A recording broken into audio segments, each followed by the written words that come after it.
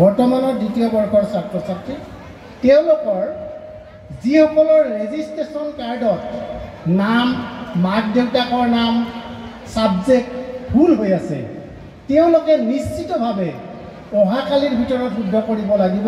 অন্যথাই সেই ভুলেৰেই তেওঁলোকৰ জীৱন আৰম্ভ হ'ব বিষয়টোৰ গুৰুত্ব অনুধাৱন কৰি প্ৰতিগৰাকীজন ছাত্ৰ ছাত্ৰীয়ে নিজৰ ৰেজিষ্ট্ৰেশ্যন কাৰ্ডখন যাতে এবাৰ চাই লয় আৰু যিবিলাকে সংগ্ৰহ কৰা নাই মধ্য কামৰূপ মহাবিদ্যালয়ৰ লগতে অসম তথা ভাৰত মাতৃক সেই আশা ৰাখি সকলোলৈকে পুনৰবাৰ মই সহৃদয়তাৰে আদৰণি জনাই মই আদৰণি ভাষণ সমাপ্ত বুলি ঘোষণা কৰিছোঁ ধন্যবাদ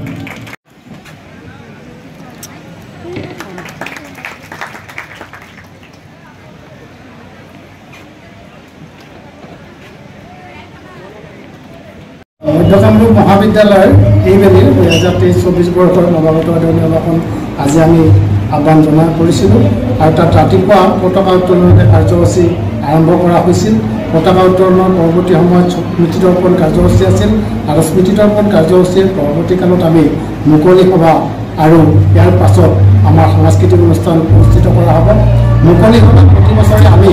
এজন বিদ্যুৎ মানুহ আমাৰ মাজত মাৰ্গদৰ্শনৰ কাৰণে মাতি আনো আৰু এইবেলি আমি নিমন্ত্ৰণ কৰি আহিছিলোঁ কৃষ্ণগুৰু আধ্যাত্মিক বিশ্ববিদ্যালয়ৰ উপাচাৰ্য বিশিষ্ট বৈজ্ঞানিক প্ৰফেচাৰ ডক্টৰ মোহন চন্দ্ৰ কলিতাদেৱ আৰু তেখেতে ভাষণৰ জৰিয়তে আমাৰ ছাত্ৰ সমাজক আমাৰ শিক্ষক সমাজক নতুন শিক্ষানীতিৰ আধাৰত কেনেকৈ কৰ্মমুখী শিক্ষাৰে আমি আগবাঢ়ি যাব পাৰোঁ আৰু কেনেকৈ প্ৰকৃত নাগৰিক হ'ব পাৰোঁ সুনাগৰিক মোৰ যিটো অভিজ্ঞতা দেখি আছোঁ কলেজ বিশ্ববিদ্যালয়ৰ পৰা পাছ কৰিলে BA পাছ কৰিলে MA পাছ কৰিলে MSc পাছ কৰিলে PhD কৰিলে ঠিক মই শিক্ষিত বুলি নহয় যদি আচলতে সঁচাকৈ মানুহৰ যিবিলাক মানুহ হিচাপে যিখিনি থাকিব লাগে অন্তত কিছু থাকিব লাগে তেতিয়া সেইটো আচলতে এখন সুস্থ সমাজৰ মাজত সুন্দৰ আৰু যিটো গ্ৰীণ কেম্পাছৰ কথাটো কৈছোঁ এতিয়া এই ছেপ্টেম্বৰ মাহত আমাৰ যিটো গৰম বাঢ়ি গৈ আছে প্ৰত্যেক বছৰে বাঢ়ি আছে আৰু সেই গৰম যে বাঢ়ি আছে তাৰ কাৰণে জগৰীয়া প্ৰকৃতি নহয় তাৰ কাৰণে জগৰীয়া আমি মানুহ আমি যে মানুহক আমি আজিও কৈছোঁ মই যে জীৱশ্ৰেষ্ঠ আমি ক'ত জীৱশ্ৰেষ্ঠ হ'ব আমি ধ্বংসকাৰী আমি জীৱ ধ্বংসকাৰী আমি প্ৰকৃতি ধ্বংসকাৰী আমি যিটো পৰিৱেশ তন্ত্ৰ ধ্বংসকাৰী আমি হৈছোঁ শেষ কৰি আছোঁ আৰু এই গৰম যে হৈছে তাৰ ফলতে গোটেই মানুহ নামৰ এই জীৱশ্ৰেষ্ঠ গতিকে আচলতে আমি অন্ততঃ যিবিলাক কাম আমি কৰিব পাৰোঁ যে অন্ততঃ এটা গ্ৰীণ কেম্পাছ সেউজ এটা কেম্পাছ প্লাষ্টিক মুক্ত এটা কেম্পাছ